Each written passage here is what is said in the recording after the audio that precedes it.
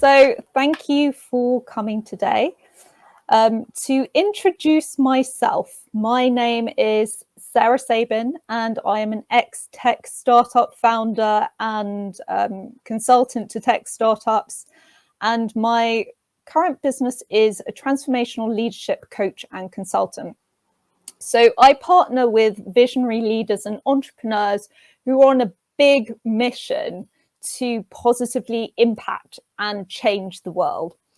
So what this talk about is about intelligent leadership and why that is really necessary to succeed in an exponentially changing business world.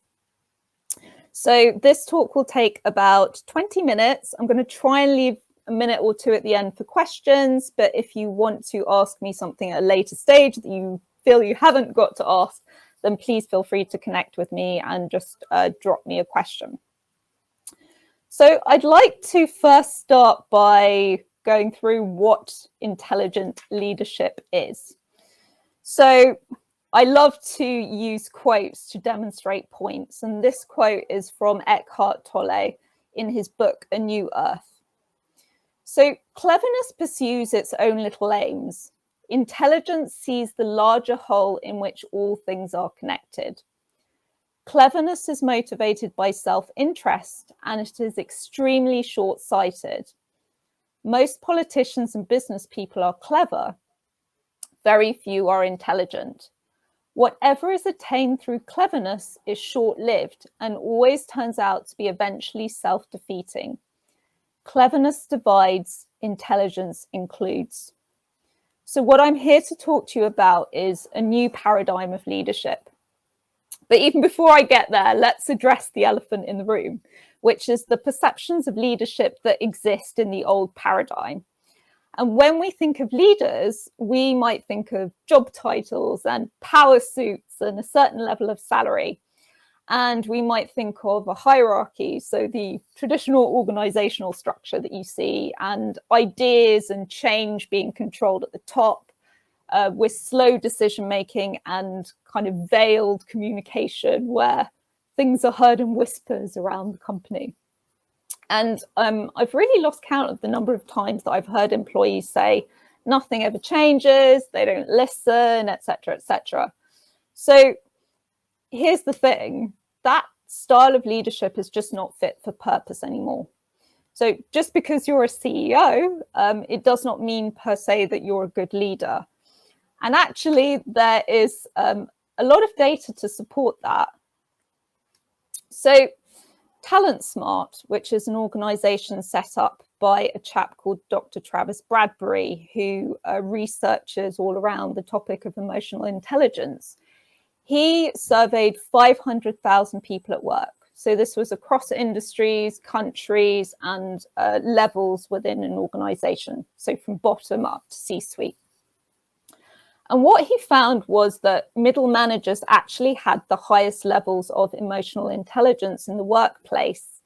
And from director level and above, emotional intelligence actually decreases, with CEOs having the lowest scores for emotional intelligence in the workplace. And that's quite concerning, because if a leader's primary function is to get work done through people, then you'd think the higher positions should have higher people skills and higher emotional intelligence, not less. And that's because a lot of people are promoted because of what they know, so their technical knowledge and how long they've worked.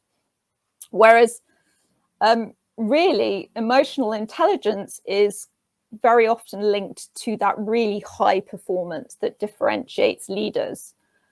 So the reason why I'm telling you this is because there is a real opportunity in developing your emotional intelligence to rise in the workplace of the future, which is going to call for leaders that have more of these sort of new hallmarks of leadership, which I'm going to go through. And we are in a world increasing in VUCA, so volatility, uncertainty, complexity, and ambiguity. And as a company and as a leader, you need to be agile. You need to pivot quickly and innovate to stay relevant. And the reality is, if you have leadership that is really far removed from the front line, and to add insult to injury, if they also don't listen to people on the front line, they don't listen to their customers, you quite simply won't be able to anticipate and see future trends and obstacles. So even if you're around today, you might not be around in 5 to 10 years' time as a company.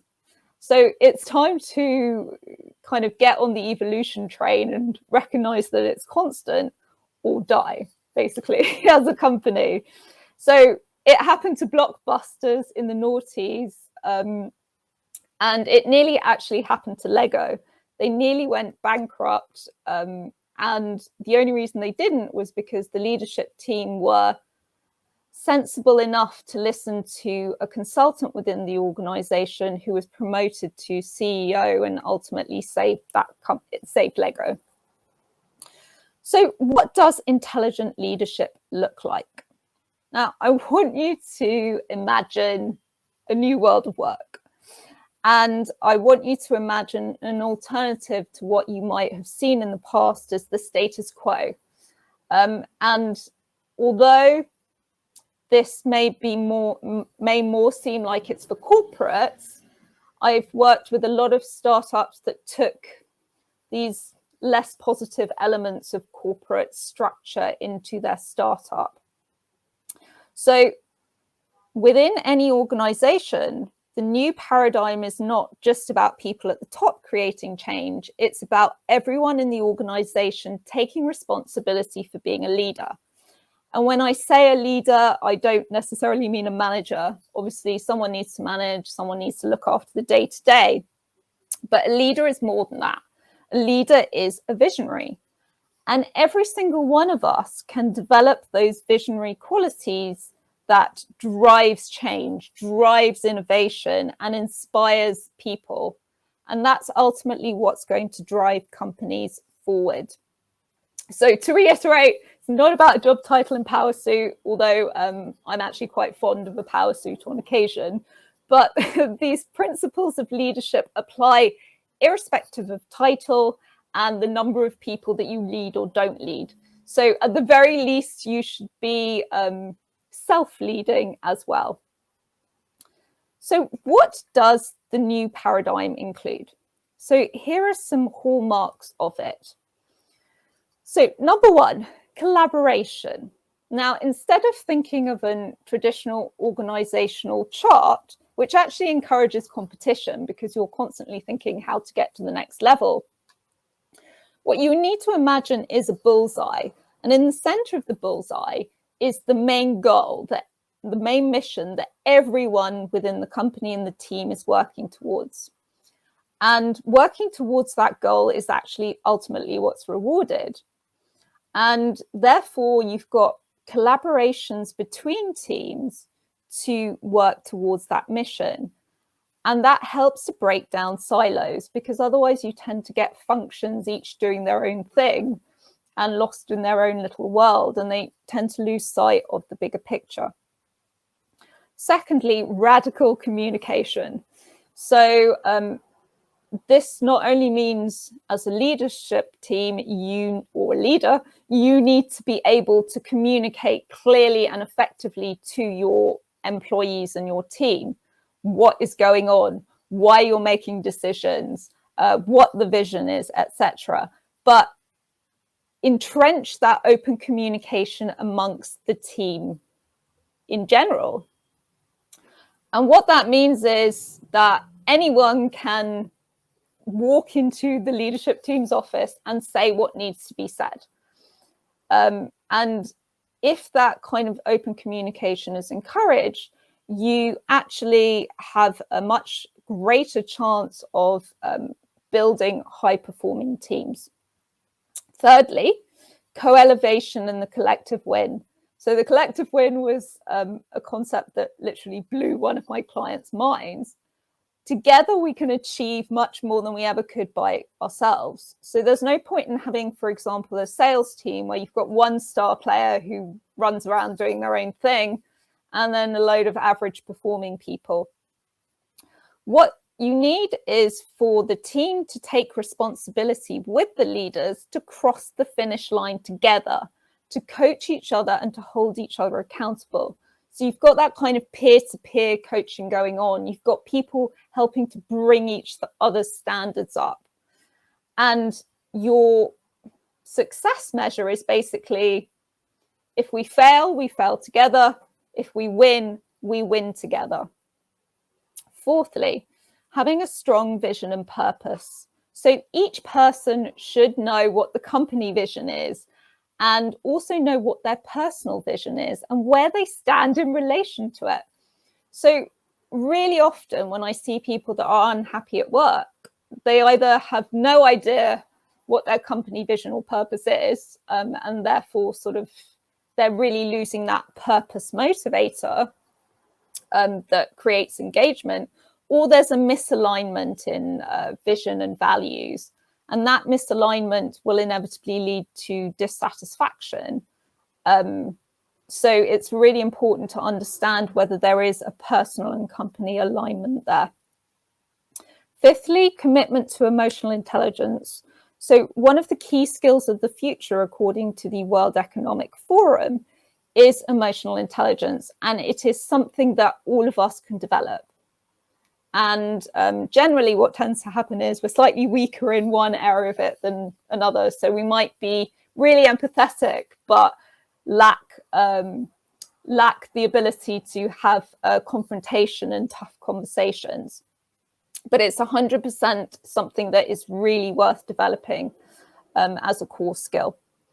6, a culture of trial and error. So to succeed as a company, you need to be comfortable experimenting, comfortable failing, and learning from that failure. And the only way that you will encourage people to do that is basically if you reward measured risk taking, you reward learnings, and you create that environment of safety for people where they know that they're not going to have dire consequences if they make a mistake and something doesn't go to plan. 7, purpose equals profit. So for a lot of leaders and a lot of companies, they might think, well, we need to focus on profit as number one, otherwise we'll never make a profit. What's increasingly obvious in a lot of high growth companies is that where you focus on purpose and impact first, the profit follows. And in the long term, it's a more sustainable and higher level of profit than if you had started by focusing on the profit first. And the last element is a coaching culture. So again, how can we empower each other to do better, perform better, etc.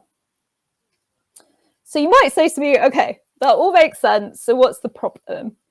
Well, the problem I observe is that many people that I've talked to, and especially women, do not necessarily see themselves as leaders and are really, really reluctant to call themselves such. Why is that? Well, basically because many people associate leadership with these hallmarks of the old paradigm.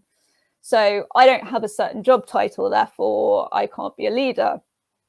Now, this is the case even where on a deeper dive, they actually were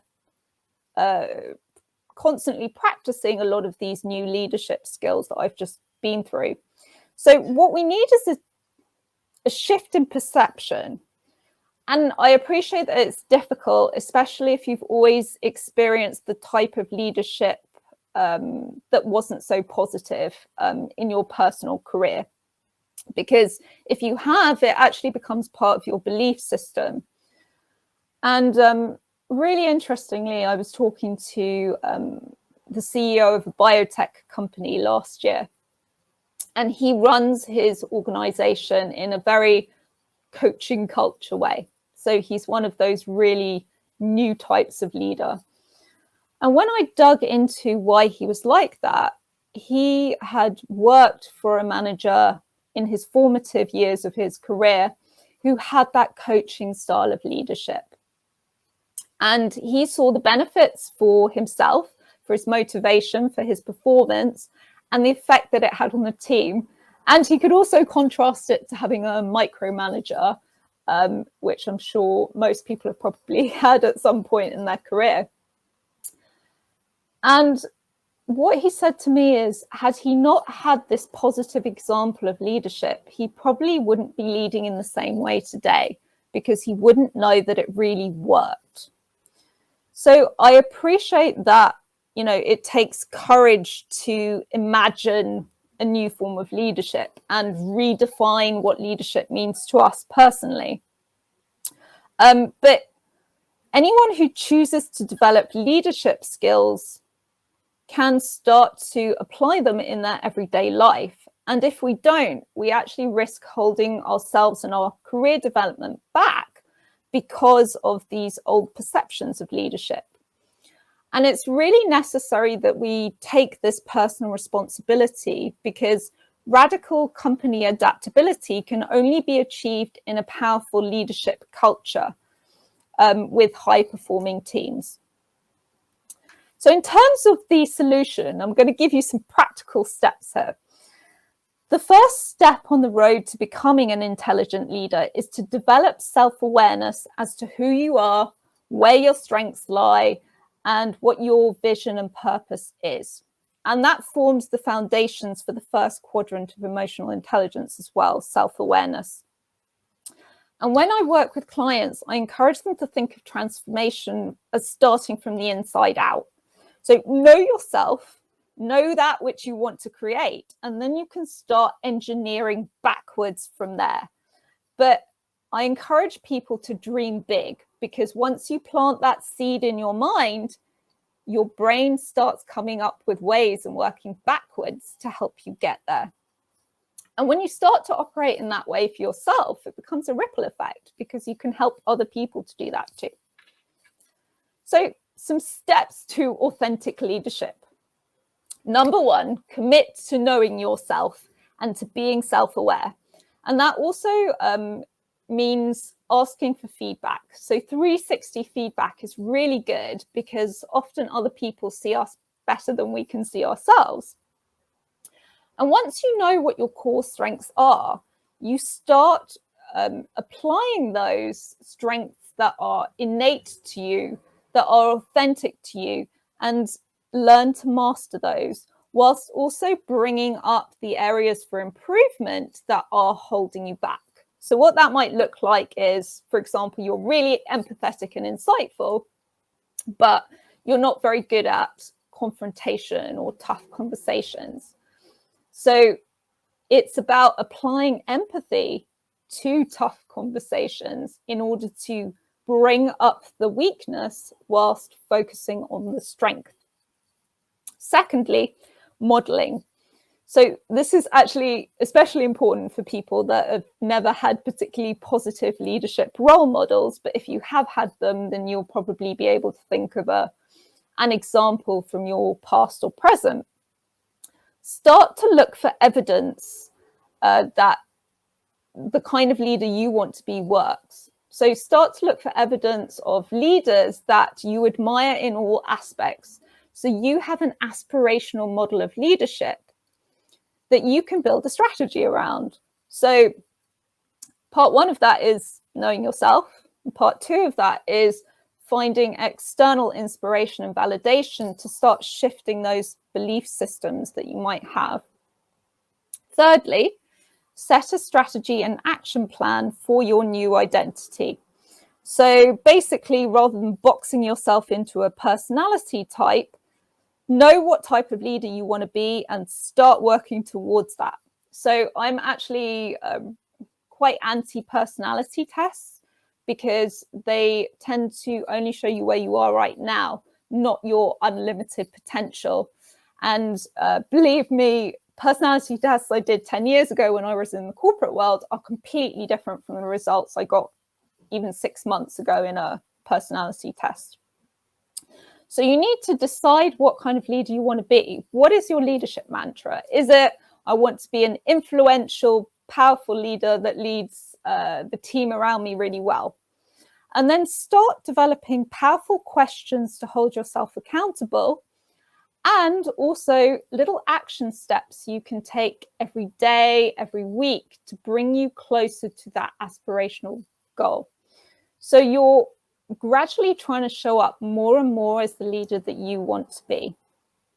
Fourthly, create a compelling vision and share it. So if you don't know what you want, then it's really difficult to have clarity, and it's really difficult to inspire others. So your vision gives you and other people clear direction. And as a leader, you should also be helping other people to find out what's their why are they there, what's their vision, etc.